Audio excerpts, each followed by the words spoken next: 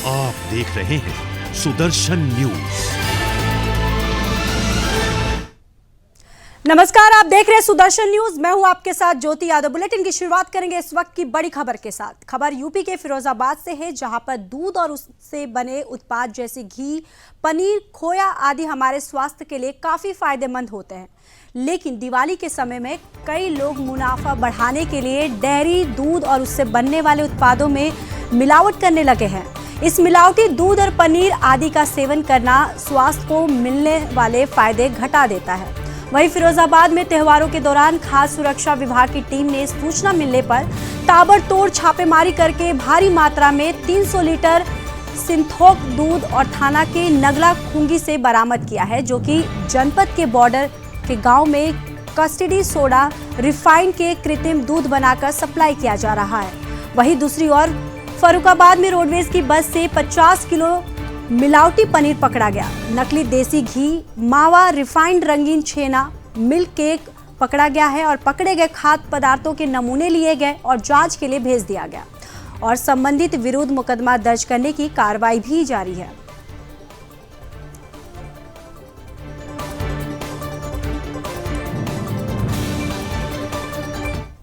देखिए, ये टीम को सूचना थी कि जो है फरिया में, थाना फरिया में जो है नगला खंगी गांव है, वहाँ पे कुछ लोग सिंथेटिक दूध बनाकर बॉर्डर जनपद में सप्लाई कर रहे हैं। तो इस पे टीम ने छापा मारा और मौके पे जो है लगभग 300 लीटर दूध और caustic soda, maltose powder, detergent, refine और अन्य सारी चीज़ें बरामद हुई, जिससे कृत्रिम दूध बनाया जा रहा था। तो उसको जब्त कर लिया गया है। साथ ही नमूने जो है वो प्रयोगशाला भेजे गए हैं और ख़राब दूध को नष्ट करा दिया गया है और मुकदमा दर्ज करने की कार्रवाई की जा रही है। खबर कानपुर से, जहां पर जजमऊ थाना क्षेत्र अंतर्गत पति द्वारा 3 तलाक दिए जाने और ससुर मुसरत अली जेठ मुस्तफा अली द्वारा शराब के नशे में धूत होकर पीड़िता के साथ छेड़छाड़ और अश्लील हरकत करने का मामला सामने आया है। तो वहीं पीड़िता पिछले 2.5 महीनों से अधिकारियों की चौखट पर न्याय पाने के लिए भटक रही है। पीड़िता अपनी सुरक्षा के लिए बेहद चिंतित है। उसने पति सहित परिवार के अन्य लोगों पर अपनी हत्या की आशंका भी जताई है। तो वहीं डर के साए में जी रही पीड़िता ने बताया कि उसके घर से भगा दिया गया है, लेकिन वो बच्ची और अपने हक के लिए घर में नौकरानी बनकर रह रही है और जिससे कमरे में वो रहती है, उससे उस कमरे में दरवाज़ा, बिजली, पंखा आदि तक नहीं है। पीड़िता ने यह भी बताया कि उसके कमरे में दरवाज़ा नहीं है, जिसका फायदा उठाकर ससुर रात के अंधेरे में कई बार शारीरिक संबंध बनाने का प्रयास कर चुका है। तो वही देखना ये होगा कि स्थानीय पुलिस प्रशासन आगे आकर इस मामले पर कब संज्ञान लेता है।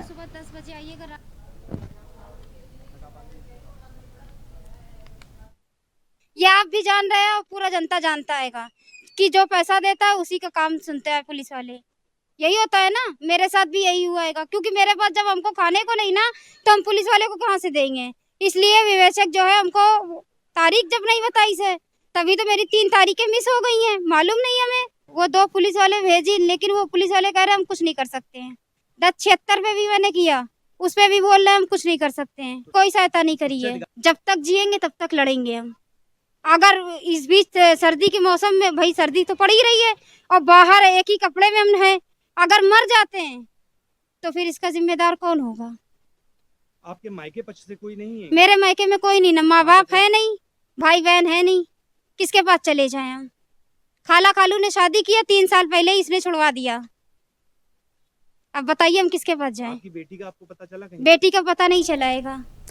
खबर यूपी के लखीमपुर खीरी से, जहां पर आगामी त्योहारों के मद्देनजर पुलिस अधीक्षक द्वारा कोतवाली सदर क्षेत्र में पैदल गश्त किया जा रहा है और शांति और सुरक्षा व्यवस्था सुनिश्चित करने के निर्देश भी दिए गए। वहीं एसपी द्वारा पुलिस बल के साथ भीड़भाड़ वाले स्थानों, बाजारों, मुख्य मार्गों, पूजा स्थलों, व्यापारिक प्रतिष्ठानों आदि स्थानों पर गश्त किया गया और त्योहारों को लेकर यातायात व्यवस्था के लिए भी प्रभारी योजना बनाकर कार्य करने के निर्देश दिए गए। साथ ही किसी भी प्रकार की सूचना प्राप्त होने पर तत्काल मौके पर पहुंचकर अपेक्षित कार्रवाई अमल में लाने के निर्देश दिए गए और इसके अतिरिक्त अपराध की रोकथाम और अपराधियों के विरुद्ध नियमित रूप से प्रभावी गश्त करने के निर्देश दिए गए हैं।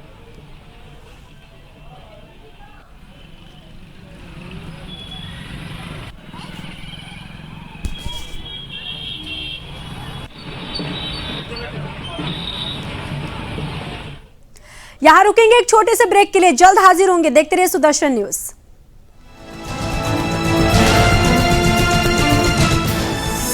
आप देख रहे हैं सुदर्शन न्यूज।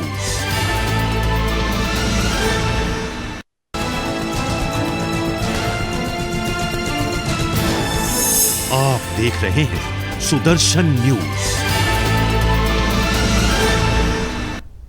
ब्रेक के बाद स्वागत है आप सभी का। बढ़ते अगली खबर की ओर। खबर यूपी के बिजनौर से है, जहां पर शेरकोट में एक महिला ने गृह कलेश के चलते फांसी लगाकर आत्महत्या कर ली। सूचना पर पहुंची पुलिस ने शव को पीएम के लिए भेज दिया। दरअसल पूरा मामला शेरकोट के मोहल्ला नौधेन का है, जहां पर सुखवीर की पत्नी किरण देवी, जिसकी उम्र 30 वर्ष बताई जा रही है, उसने अपनी जेठ जेठानी से विवाद के चलते फांसी लगा ली।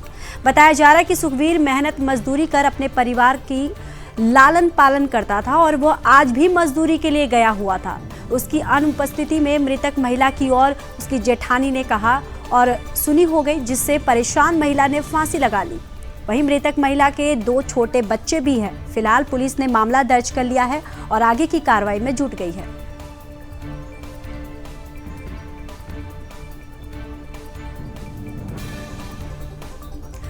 खबर बिहार के समस्तीपुर से है, जहां पर WPU वेस्टमेंट प्रोसेसिंग यूनिट भवन निर्माण होने के बाद भी स्वच्छता मिशन कार्यक्रम जमीन पर नजर नहीं आ रहा है।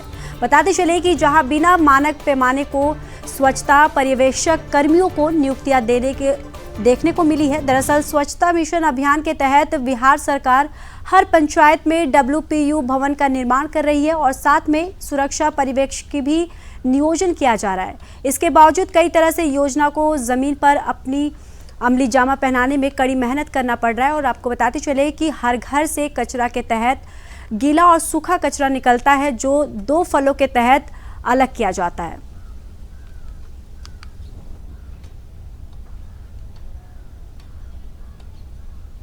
वही खबर मध्य प्रदेश के टीकमगढ़ से है, जहां पर जतारा के शासकीय कन्या उच्च माध्यमिक विद्यालय में आयोजित तहसील स्तरीय विधिक साक्षरता शिविर को जिला अपर सत्र न्यायाधीश MD की रजक ने संबोधित किया। आपको बताते चले कि 9 नवंबर को विधिक दिवस के अवसर पर शासकीय कन्या उच्चतर माध्यमिक विद्यालय जतारा में अंतर्राष्ट्रीय मानव अधिकार सुरक्षा संगठन के सहयोग से विधिक साक्षरता शिविर का आयोजन किया गया, जिसमें MD रजक प्रथम जिला एवं सत्र न्यायाधीश जतारा द्वारा उपस्थित बच्चों को भारतीय संविधान को लेकर जानकारी दी गई और साथ ही साथ बाल विवाह प्रतिषेध अधिनियम 2006 के तहत जानकारी देते हुए बताया कि लड़की की आयु 18 वर्ष से कम और लड़के की 21 वर्ष से कम नहीं होनी चाहिए। साथ ही साथ उनके द्वारा ये भी बताया गया कि आजकल महिलाओं के साथ जो मारपीट, दहेज की मांग जैसे कृत्य किए जा रहे हैं, इसके खिलाफ अपनी आवाज उठाए और उसका डट कर सामना करें।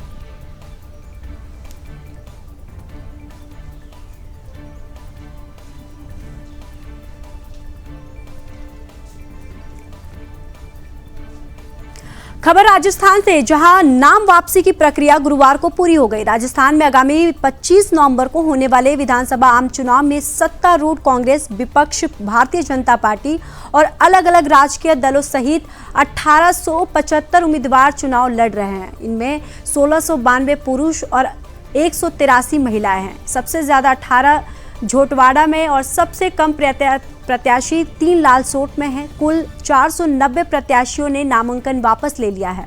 वहीं प्रत्याशियों की स्थिति स्पष्ट होने के बाद भी बीजेपी और कांग्रेस के सामने बागी बड़ी चुनौती बने हुए हैं। बीजेपी सिर्फ 17 बागियों को बैठाने में सफल हो पाई है, जबकि 22 अभी मैदान में जमे हुए हैं। इसी तरह कांग्रेस 12 के करीब प्रत्याशियों को ही मना पाई है। इसके भी 22 बागी नहीं माने और चुनाव लड़ेंगे।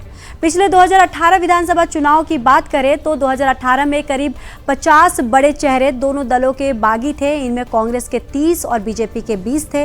ये चुनाव लड़े और बीजेपी के 2 और कांग्रेस के 11 जीते भी। इधर मान मनोल के बीच सीएम अशोक गहलोत के नजदीकी जोधपुर के पूर्व महापौर रामेश्वर दाची ने सुरसागर से निर्दलीय पर्चा भरा था। उन्होंने बीजेपी ने मनाकर पार्टी ज्वाइन करा ली है। पर्चा भी वापस ले लिया गया है। बसपा के सिविल लाइंस प्रत्याशी अरुण चतुर्वेदी ने भी नाम वापस लेकर कांग्रेस ज्वाइन कर ली है। शिव, चित्तौड़, राजगढ़, बसेड़ी जैसी हॉट सीटों पर गणित बिगाड़ सकते हैं बागी।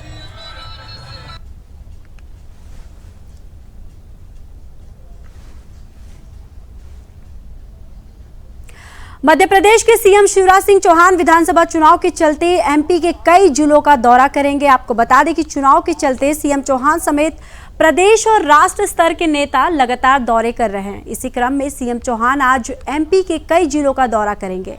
सीएम ने सबसे पहले अनूपपुर जिले के बिजूरी चचाई विद्युत नगर से अपनी चुनावी जनसभा की शुरुआत की। इसके बाद सीएम चौहान ने मंडला और बालाघाट जिले के गढ़ी में चुनावी जनसभा कर जनता से वोट की अपील की। आगे की चुनावी जनसभा के लिए सीएम चौहान दिन में बालाघाट जिले के भरवेली, डोगरमाली, कटंगी और जबलपुर जिले के कुंडम में जनसभा को संबोधित करेंगे। वहीं भरवेली और चौक बाजार में सीएम चौहान अपनी लाडली बहनों के साथ खरीदारी भी करेंगे।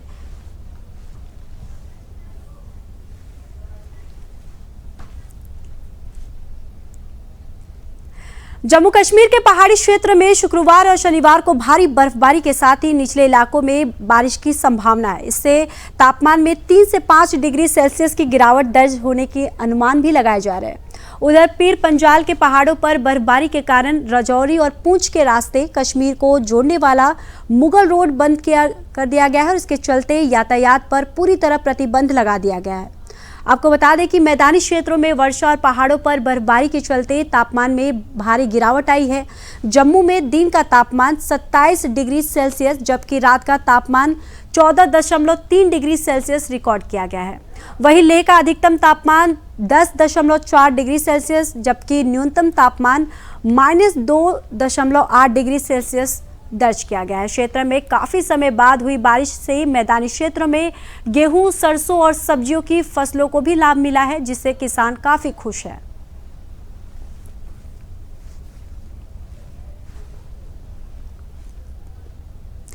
देश और प्रदेश में आए दिन जय श्री राम के नारे लगाने और तिलक लगाने पर स्कूल कॉलेजों में होने वाले विवाद के मामले सामने आते हैं। एक बार फिर इसी तरह का मामला एमपी के विदिशा जिले से सामने आया है। आरोप है कि गंजबा सौदा में भारत माता कॉन्वेंट स्कूल में छात्रों को शिक्षक ने पीट दिया। बताया जा रहा है कि स्कूल परिसर में जय श्री राम के नारे लगाने पर छात्रों को ये सजा मिली है। मामला बढ़ता देख स्कूल के उसे छावनी में तब्दील कर दिया गया है। दरअसल विदिशा जिले के गंजबा सौदा में भारत माता कॉन्वेंट ईसाई मिशनरी स्कूल संचालित है, जहां पर स्कूल में गुरुवार को एक छात्रा ने जय श्री राम के नारे लगा दिए, जिसके बाद कॉन्वेंट की गुस्साई टीचर ने छात्रा को पीट दिया। वहीं मामला सामने आने के बाद भारत माता स्कूल परिसर में पुलिस और अखिल भारतीय विद्यार्थी परिषद के कार्यकर्ता पहुंच गए। मामला बढ़ता देख कॉन्वेंट में पुलिस बल तैनात कर दिया गया।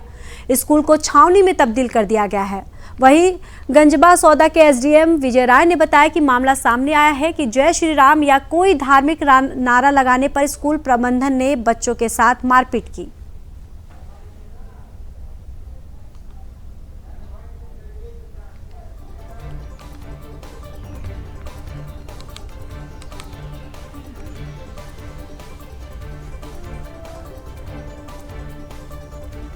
हमने बीओपीआरसी को निर्देशित किया है।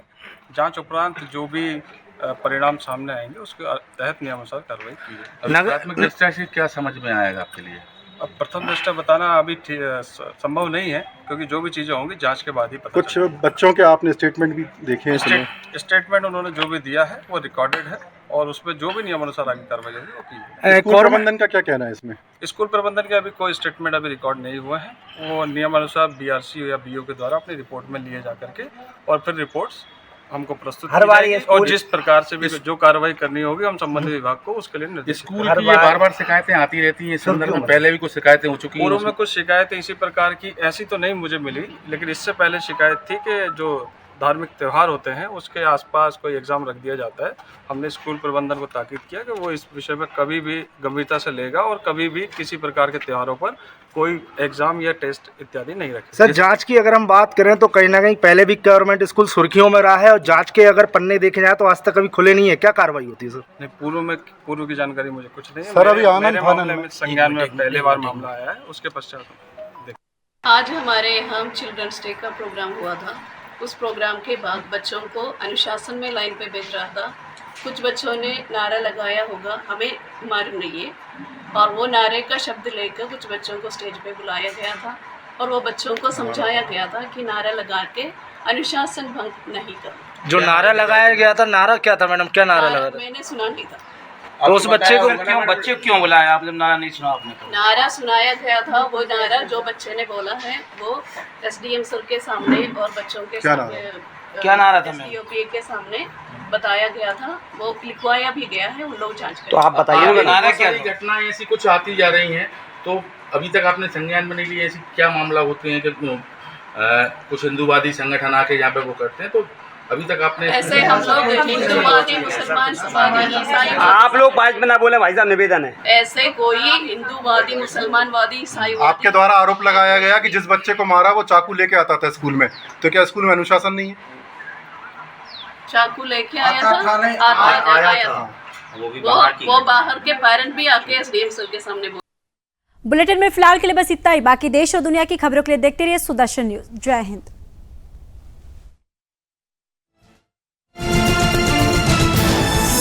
आप देख रहे हैं सुदर्शन न्यूज।